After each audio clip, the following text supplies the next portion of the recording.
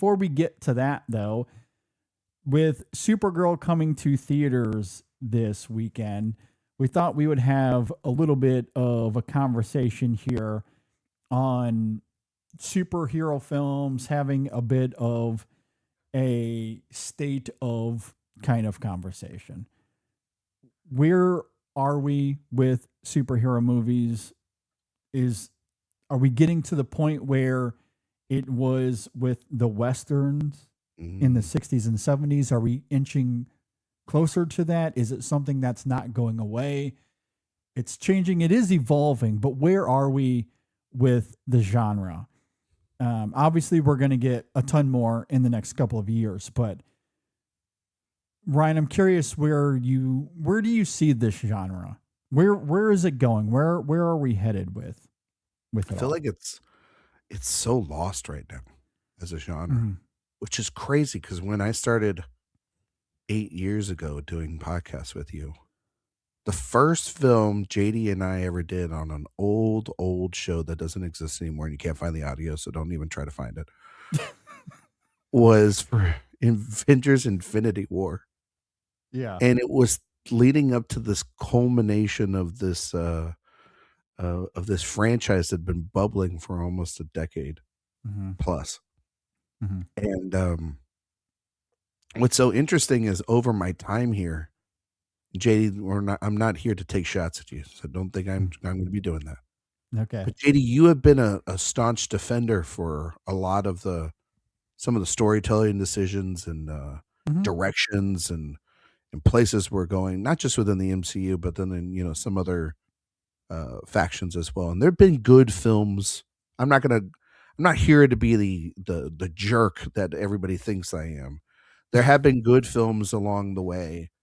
There have been great spin-off films just in general, television series that have been really good. Like I think the Watchmen television series that Lindelof created was very good. I think Matt Reeves' Batman is right up there with Chris Nolan's films. I think that there are moments in the MCU over the course of the last decade that's been really good. I gotta say, one of the better television shows over the last 2 years or so was the second season of Daredevil that just came out. Yeah, and, it was very good.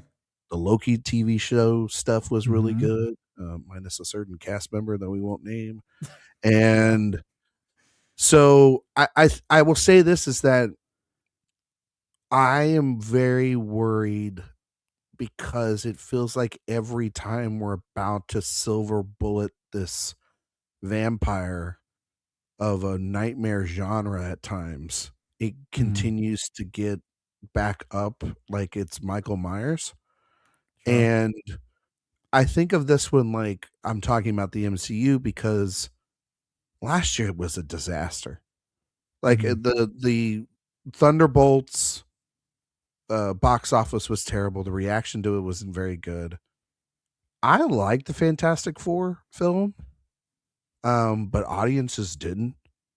It seemed like got middling responses. I liked it because it felt detached from the overall machine, and you and I have talked about that before. As I think Marvel is a machine.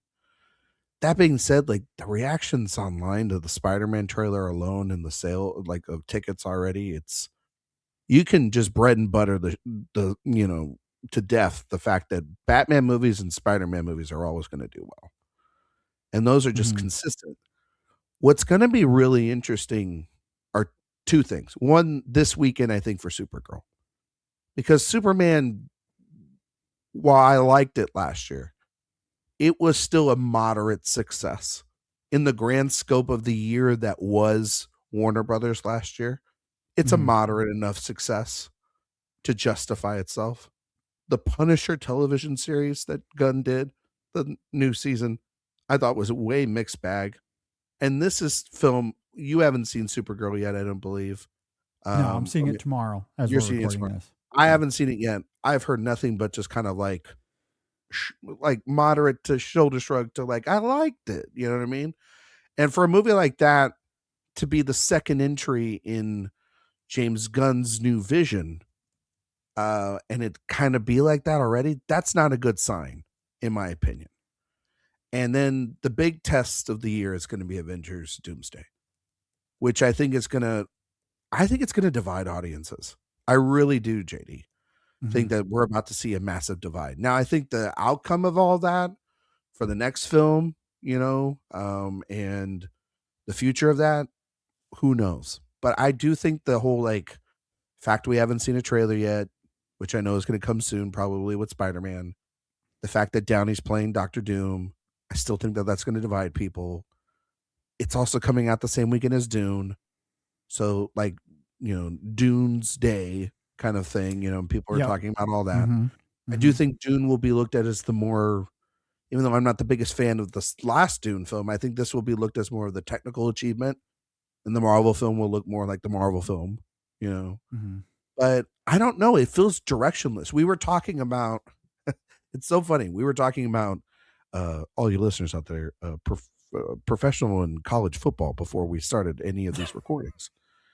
And I kind of feel like the genre itself feels like a little bit Wild Westy right now, because you've got Matt Reeves making his Batman sequel. You've got James Gunn trying to do a universe. You've got both on television and in the movie theaters, which this, like the Marvel system started failing when they went to TV.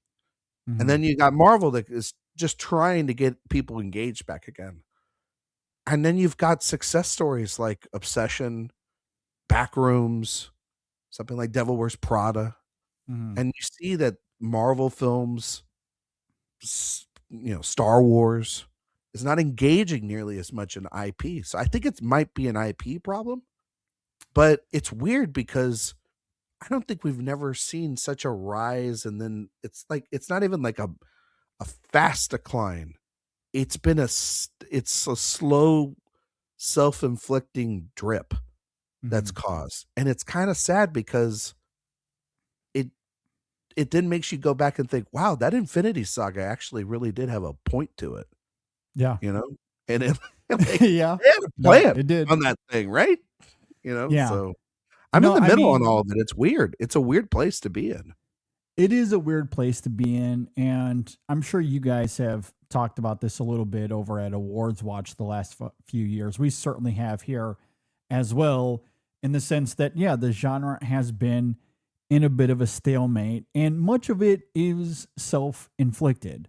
When you look at what Marvel decided to do post Infinity War and Endgame, and decided to go to this multiverse route.